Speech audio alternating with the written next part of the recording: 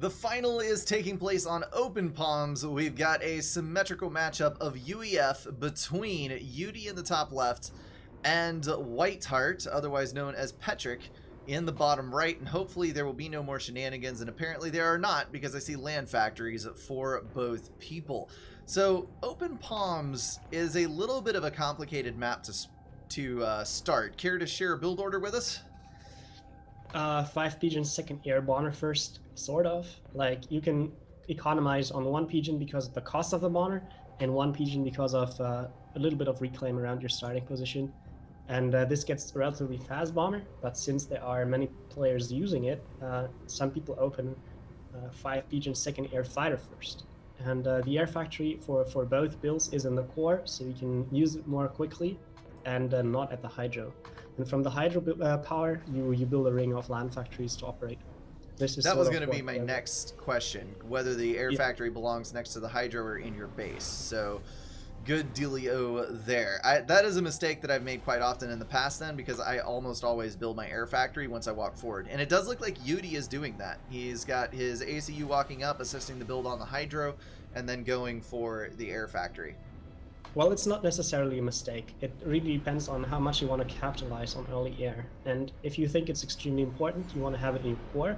And if you think it can wait a little bit and you want to have a more like eco evened out start, then you can also get it later. But I prefer having my air factory in the core so I can use it more quickly.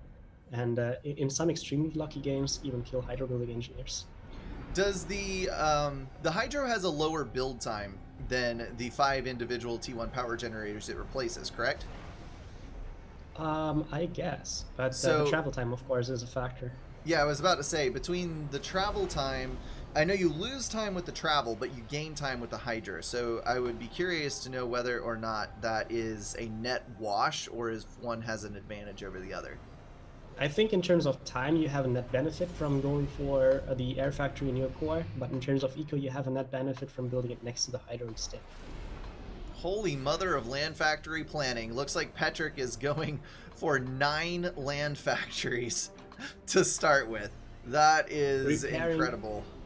Preparing to get crushed by pillars from Yudi. Just saying. I mean, it wouldn't be the first time, right? It definitely would not be the first time, but that is a lot of spam. Hopefully he's got power plants somewhere in there, because I only see like 3 P-gens in that build, and that concerns me slightly as far as the direction this goes. Also, I notice he doesn't have an air factory planned anywhere. Oh, no, never mind. I don't see it. It's a third air factory. Yeah. I am looking right at it, and the last game sucked out so much of my soul that I couldn't even see it. Wait, you still have soul left? I have a very small sliver of a soul left that is slowly revitalizing, but if we had another calamity like that, I might not have come back from it. Huh. Alright, first air scout and probably second interceptor. Looks like we got first interceptor out for Yudi, so both of these guys are going to go for a bit more of a defensive posture as opposed to the early bombers that we were seeing in some of the earlier games. Oh, I know what this is. I think I know what this is. I think Yudi is trying to use a ghetto build.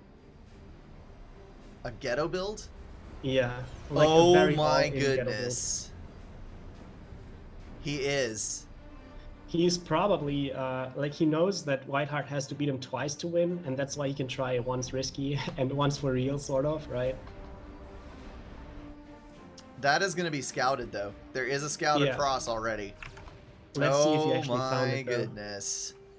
So the funny thing about this is the UEF transport can carry the most labs out of any of the factions. So it has the highest potential damage for a ghetto gunship, and also the T2 transport is relatively mass efficient as an anti-interceptor measure. So the UEF T2 transport is the best defended. You can actually pull off a reasonably good chance at... Oh, it's a T2 bomber. Really? It's a Janus. Oh. This might even be better than a ghetto gunship rush. Who knows? That is going to wreck face. He is going to be able to kill every single power generator on the other side of the map. Oh my goodness. Well, there's something new. Why are you so hyped? I don't think this is going to be so great, but that's just me. Januses are amazing. What are you talking about? Well, yeah, I mean, they're very stylish, and they are a meme, and, you know, 420 blaze it, mass cost, but... Alright, so here comes first napalm run. So great. Hydro taking damage, 2 engineers, 2 power generators down. Circling to the south. Will he be able to get enough damage out of this bomber to make it worth it is the question. So there's second pass, Hydro dead. That's going to force a power stall on the other side, but the bomber is at about 25% health after that.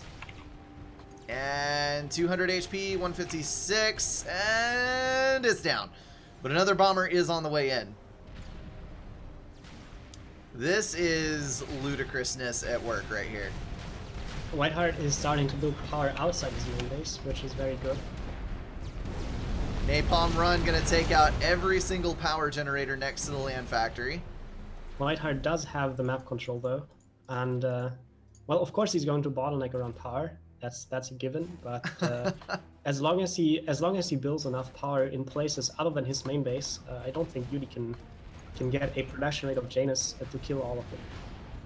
No, I think not. Especially when Whiteheart is sacrificing his power to go ahead and get 4 interceptors out that should be able to kill a Janus before it makes it to the other side of the map. So now we have a Looks T2 like transport. transport is next, yeah. Yep. He has a second chance. I think that's exactly why he's playing like this. Well, that's an interesting one. I gotta give him that. It's fun to see something different in a game. Alas, yeah. It was not meant to be, but it is fun to see something different. A tournament final. Let's try out things we know won't work. No problem. He's ground firing his ACU with the transport and trying to get energy storage that he can control K next to his commander. Ah. It only does 1,000 damage now. The best way to not get killed by an own control K is probably by going into the transport and getting yourself shot down. Like